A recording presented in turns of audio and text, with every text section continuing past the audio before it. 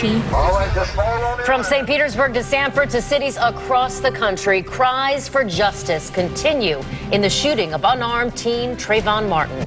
Good evening and thank you for joining us. I'm Wendy Ryan in for Serena. And I'm Andrew Luria. All new at 11. A group from Hillsborough County is part of a national call for change in Sanford. And our Brent Solomon spoke with them tonight. He joins us now. Good evening, Brent. Good evening to you. His family describes him as an ordinary teen who liked listening to music and going to the roller rink. But with new information surfacing that Trayvon had been suspended from school recently for drug residue found in his book bag, it's caused many to wonder whether Martin was a troubled teen.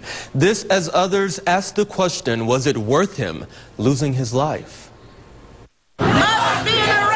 5,000 people flood the streets of Sanford Saturday, still demanding change. Their peaceful assembly making a loud statement.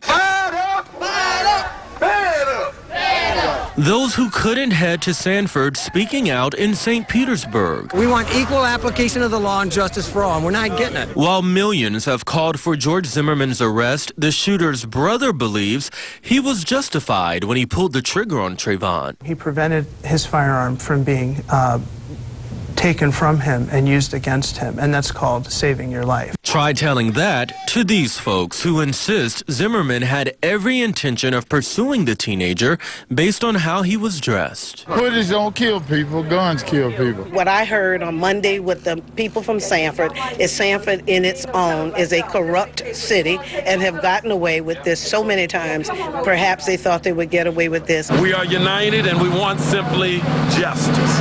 Just off a charter bus returning from Sanford, Tampa protesters convinced their solidarity will make the difference. We're not going to sweep this under the rug like they used to do us a long time ago. Just kill us and nothing happen, but we're going to make sure that this don't happen to nobody else. Today, the Hillsborough NAACP president told us the group is working on a voter registration campaign to vote politicians out of office if they support Florida's controversial Stand Your Ground law, which you know is the same law Zimmerman is using as his defense for killing Trayvon.